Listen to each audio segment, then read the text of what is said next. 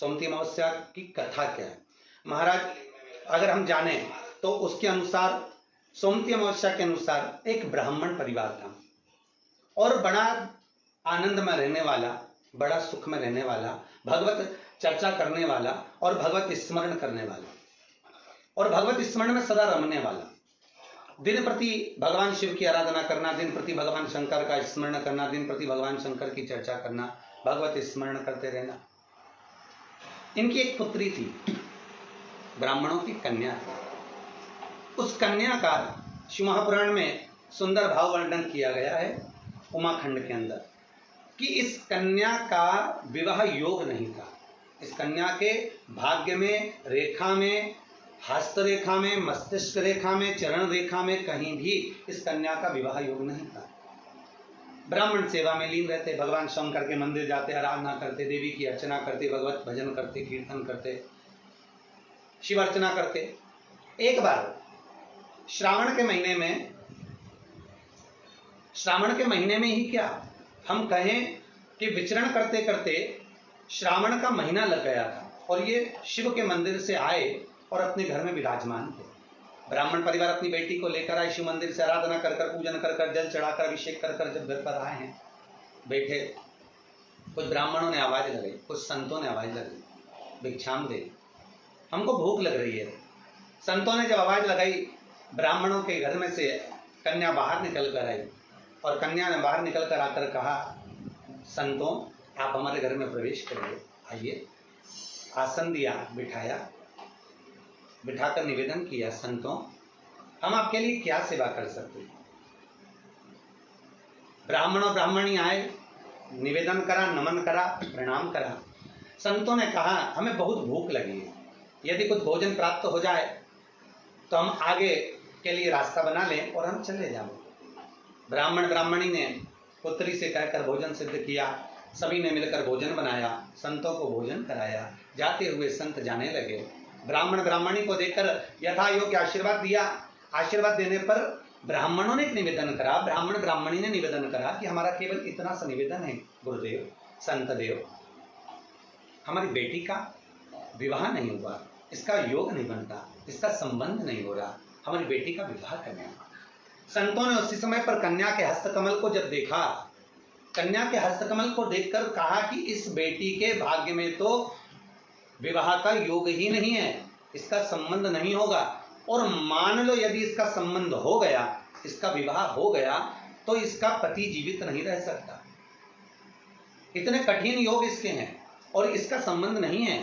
ब्राह्मणों ने निवेदन करा, कुंवारी बेटी घर में बैठी रही, यह कहां तक सिद्धता है महाराज, कुछ कृपा करिए।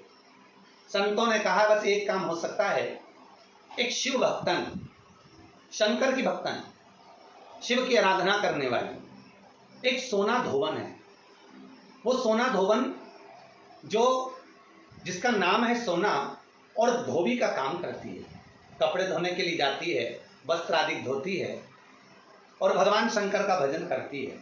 नित्य प्रति का नियम है उसका, शिव मंदिर में जाना, शंकर की आराधना करना, शंकर को जल चढ़ाना, समर्पित कर कर शिव मंदिर में पोछा लगाना, झाड़ू लगाना, बुआरी लगाना और शिव मंदिर को सुगंधित पुष्पों से सजा देना। सोना धोवन का एक नियम था। पूरे परिवार में शिव चर्चा करती थी, भगवान की आराधना में डूबी रहती थी सोना धोवन।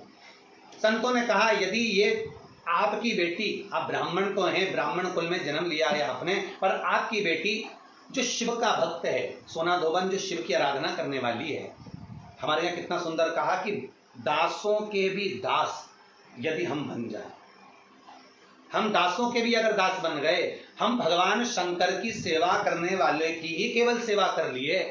कितनी प्रसन्नता होती है जब सुनते हैं कि केदारनाथ लोग जाते हैं, अमरनाथ लोग जाते हैं, श्रावण के महीने में लोग अमरनाथ की यात्रा करने जाते हैं, तो कई लोग कहते हैं कि गुरुदेव हम जब अमरनाथ की यात्रा कर कर आए तो हमने देखा कि वहाँ बहुत भंडारे चल रहे हैं, लंगर चल रहे हैं, लोग नए नए पकवान अमरनाथ आने वाले यात्रियों को खिला रहे हैं, खूब सुंदर व्यवस्थाएं दी जाती है।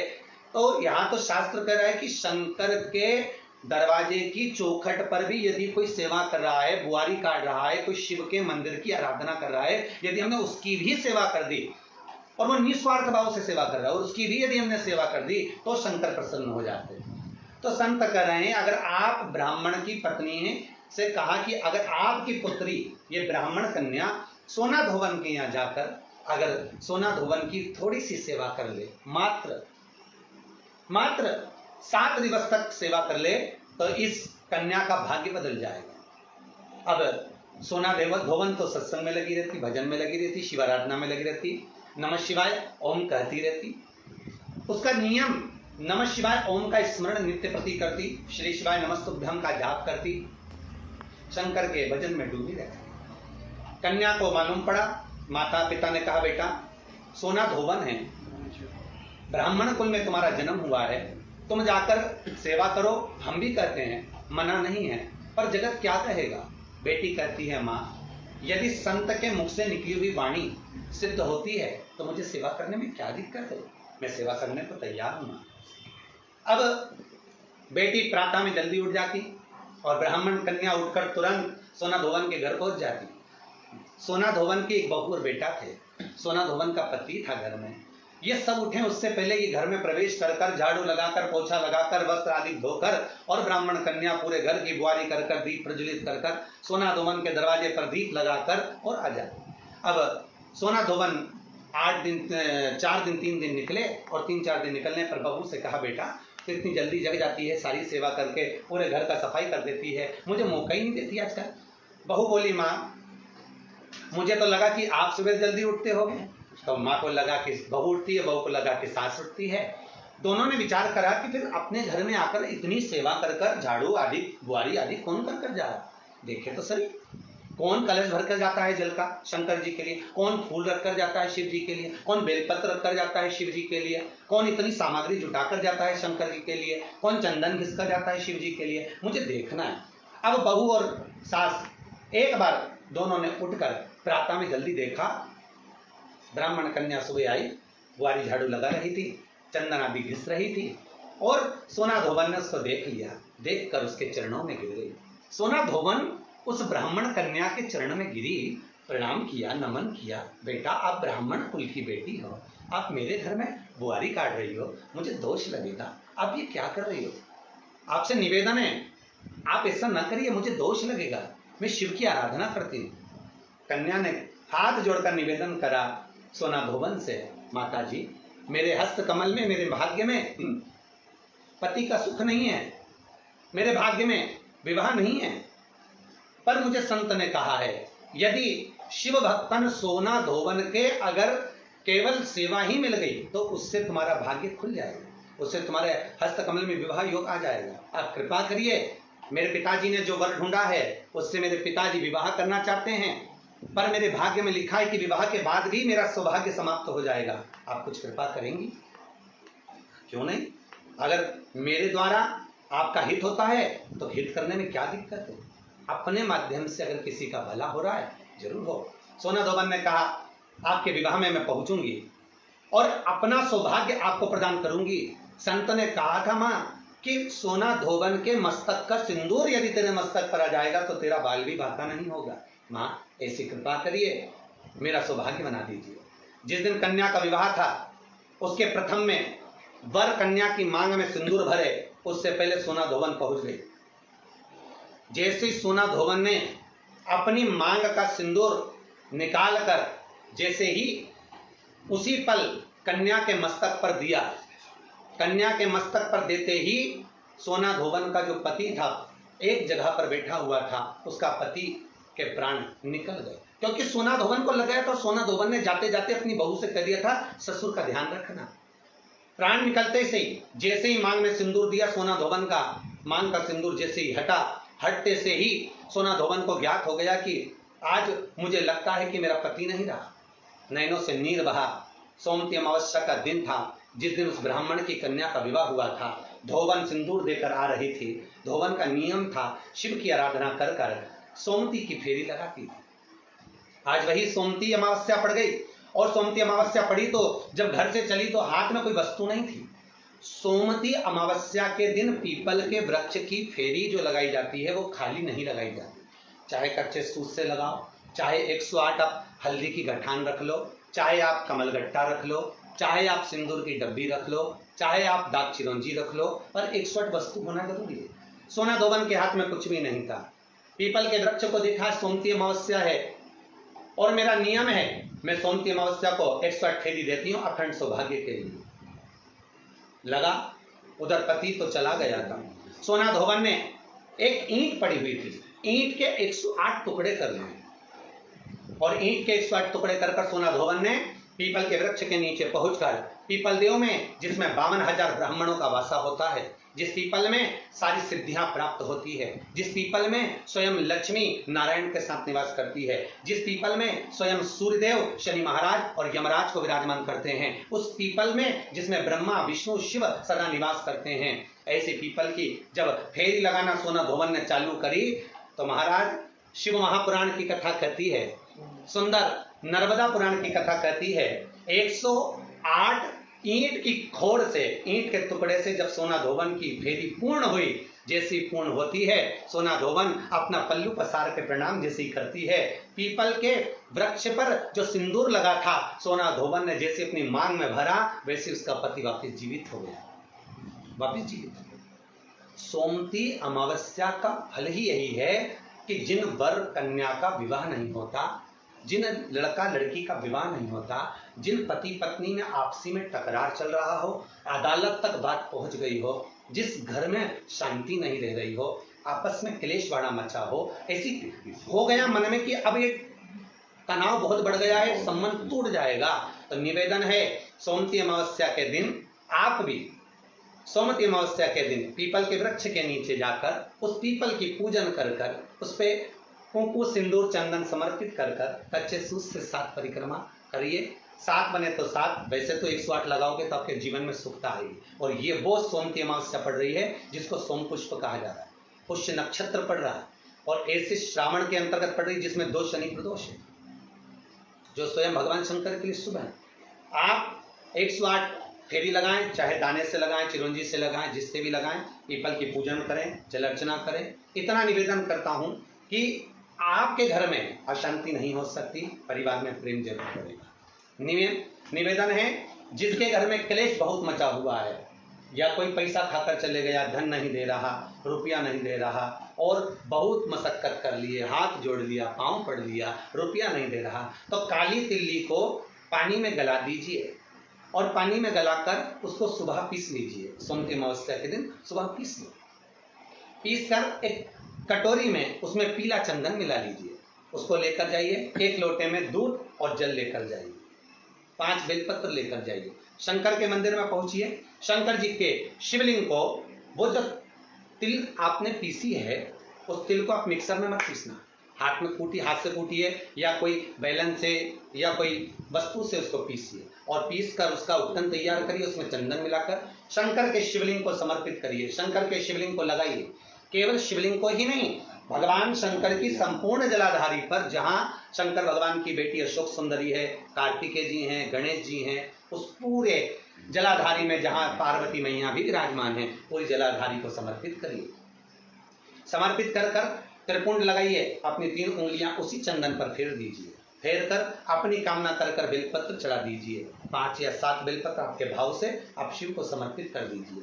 समर्पित कर कर हाथ में कलश लेकर, दूध और जल मिला हुआ पात्र लेकर शंकर को समर्पित करिए और बाबा भोलेनाथ से विनती करिए कि जिस व्यक्ति ने हमारा धन खाया है, जिस व्यक्ति ने पैसा रख लिया या कोई लेकर चले गया या कोई ऐसा काम हो गया कि वो धन आ ही नहीं रहा है, बहुत तकलीफ में है, तो बाबा से विनती करो। मुझे पूरी उम्मीद है कि सोमती अमावस्या इस बार आप जो कर रहे हैं, अगली सोमती अमावस्या जब आएगी, इतनी प्रसन्न चित्त में आप ये पूजन करेंगे, वापिस करेंगे और पूरे परिवार समेत करेंगे। जब आपका धन आ जाएगा, वैभव हो जाएगा, तो आप वापिस उसको धारण करेंगे।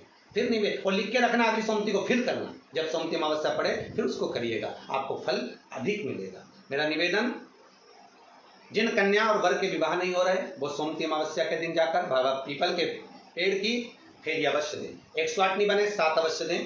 पूजन कर कर, दिया लगाकर, घी का दीप प्रज्वलित कर कर बड़े आनंद में पीपल देव का पूजन करें। और निवेदन, जिस व्यक्ति को रोग बहुत हो, चाहे शुगर हो, बीपी हो या घुटने में दर्द हो, कमर में दर्द हो या बहुत कष्ट का जीवन निकल रहा हो, यहाँ तक कैंसर जैसी भी बीमारी यदि आपको है तो ये सोम पुष्प को छोड़ना मत ही, श्रावण के महीने में पड़ने वाली सोमवती अमावस्या को मत छोड़ना। निवेदन है आप एक पात्र जल जिसमें पीला चंदन, पात्र के जल में एक कलश में जल लीजिएगा, उसमें पीला चंदन घोल लीजिए। पीला चंदन घोलकर उसमें थोड़ी सी काली मिर्ची पीस कर मिला लीजिए, काली मिर्ची को पीस कर डाल दीजिए और उसमें 7 बेलपत्र उसके अंदर डाल दीजिए। 7 बेलपत्र के साथ में 7 वृक्ष के पत्ते, कोई भी वृक्ष जो आपके पास में हो, 7 वृक्ष के पत्ते उस कलश में डाल दीजिए।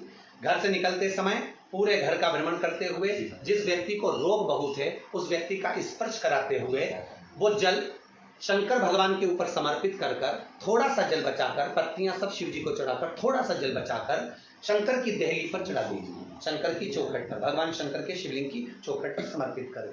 शिवलिंग की चौखट पर समर्पित कर उसी जल जो आपने देहली पर चढ़ाया है उसी जल का भाग थोड़ा सा कटोरी में 1 चम्मच के बराबर लेकर आइए। जो व्यक्ति बीमार है उसके शरीर पर उसको छींटा दीजिए। 3 बार छींटा देना है, सुबह, दोपहर और शाम। उसके बाद में बाबा विश्वनाथ से प्रार्थना करिए। शाम के समय घर के बाहर एक घी का दिया अवश्य लगाइए। मुझे पूर्ण उम्मीद है सोमवती अमावस्या श्रावण के महीने की रोग मुक्त करेगी, अधिक फल आपको प्रदान करेगी, सुख का अनुभव कराएगी, आपके जीवन का कल्याण करेगी। और निवेदन, सोमवती अमावस्या हमारे जीवन को फलित करने वाली, सुख देने वाली, आनंद देने वाली, हम उसका लाभ अवश्य लें। जो बच्चे पढ़ने में कमजोर है या कोई विद्या के लिए किसी एग्जाम में बैठ रहे हैं, गवर्नमेंट के एग्जाम में बैठ रहे हैं और बच्चे उस एग्जाम में पास नहीं हो पा रहे हैं या निकल नहीं पा रहे हैं, या कोई टीचिंग के लिए, बैंकिंग के लिए आप अप्लाई कर रहे हो, नहीं हो रहा है, निवेदन है सोमवती अमावस्या कल पड़ रही है, 2 स्वस्तिक आपको बनाना है। कितने स्वस्तिक बनाना है? 2 स्वस्तिक। एक स्वस्तिक कुंकू का पीपल के पेड़ पर बनाना है आपको। पीपल के पेड़ पर बनाने के बाद में जमीन पर, भूमि पर एक घी का दिया लगाना है। दूसरा स्वस्तिक शंकर के मंदिर की चौखट पर आपको बनाना है, किसी भी एक साइड में, चाहे राइट में बनाना है चाहे लेफ्ट में बनाना है। शंकर के मंदिर पर जो स्वस्तिक बनाओगे वो पहले पीपल के वृक्ष के बनाना है। पीपल के वृक्ष के बनाने के बाद में शंकर के मंदिर में शाम के समय आप जाकर स्वस्तिक बना सकते हैं।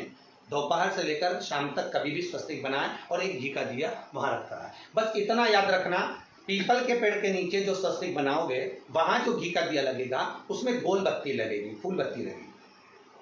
शिव मंदिर की चौखट पर जो दिया लगाओगे उसमें 2 बत्ती लगेगी, लंबी वाली, लंबी बत्ती 2 लगेगी घी की। वो बत्ती आपको शंकर के मंदिर पे दिया कहाँ रखना है? जहां स्वस्तिक बनाओगे उसी के ऊपर 2 बत्ती का दिया लगाओगे। उस समय पर दिए का जो बत्ती है उसका मुख अपनी ओर होना चाहिए और भगवान शंकर की चौखट पर प्रणाम कर निवेदन कर नमन कर आप आइए। आपके जीवन में सफलता प्राप्त होगी। आप जिस चीज की कोचिंग कर रहे हो, जिस चीज में उतरना चाहते हो, आपको वह फल प्राप्त होगा। फेसबुक पर श्रवण करेंगे, यूट्यूब पर श्रवण करेंगे, इसके यजमान आप हैं। आप सबको इस कथा का लाभ लेना है। जितनी ज्यादा आप लोग व्हाट्सएप पे इसको भेज सकते हैं, लिंक शेयर कर सकते हैं, लिंक शेयर करें। और शिव महापुराण की कथा कर रही है। अमावस्या, अधिक मास के 30 दिन पूरे हो रहे हैं। अमावस्या का दिन था, दूसरे दिन अधिक मास का जब संजोग होता है, विराम का दिन होता है। आपको कथा में भी पहले कहा, मेहमान तुम्हारे यहाँ रहते हैं जब तक बच्चों को कुछ नहीं देते हैं। मेहमान जिस दिन जाते हैं 200-500 रुपए बच्चों को दे जाते हैं। अधिक मास का विराम का दिन, वापिस मध्य का प्रारंभ का दिन वापिस हो जाता है। जब अधिक मास विराम होगा, 33 कोटि देवता, यक्ष, गंधर्व, देवता, पितर सब उस दिन लुटाते हैं, संपदा देते हैं, बेबहू देते हैं। और उस दिन भूल से भी अगर एक कनेर का फूल शंकर भगवान पर चढ़ जाता है तो जिंदगी का सारा भंडार बाबा भर जाता है। एक पुष्प, कनेर देखा है? पंचपुष्प शिव महापुराण की कथा बाची है पहले, उसमें कनेर के फूल का भी दर्शन कराया था। ये रोड के ज्यादातर लोग ये कनेर का जो फूल है ना, रोड के बीच में लगा देते, क्योंकि उसको जानवर भी नहीं खाता, पशु भी नहीं खाता, पक्षी भी नहीं खाता, जहरीला इतना होता, पीले कलर का होता है, लंबा, काम भी कुछ नहीं आता। बस वो कनेर का फूल, और आंधी तूफान पानी गिरता है तो जमीन पे टपक जाते, ढेर सारे गिर जाते। देखे कि नहीं देखे? अरे बोलो तो जम के, देखा है ना? उसको बकरी भी नहीं खाए, पशु भी नहीं खाए, पक्षी भी नहीं खाए, जानवर भी नहीं खाए, जहरीला। कनेर का पीला पुष्प भूलवश आज राजा नल और दमयंती जा रहे थे, उनको फूल नहीं मिले, शिव जी को समर्पित करने के लिए कोई पुष्प ना मिला। इनको अंदाजा नहीं है कि आज अधिक मास का विराम है।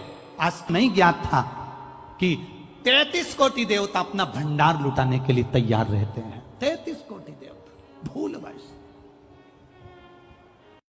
अमावस्या, पुरुषोत्तम की अमावस्या। तुलसी की लकड़ी पानी में घुमाकर, लकड़ी नहीं हो तो माला तो होगी ही, जल में भ्रमण कराकर, जल में घुमाकर, तुलसी की लकड़ी को जल में डालकर स्नान जो करता है, मात्र घुमाना है, लकड़ी डालकर नहीं रखना है, घुमाकर अपने पूजन वाले स्थान पर रख लो, या पानी में पहले से घुमा लो, उस पानी को ले जाकर डाल दो।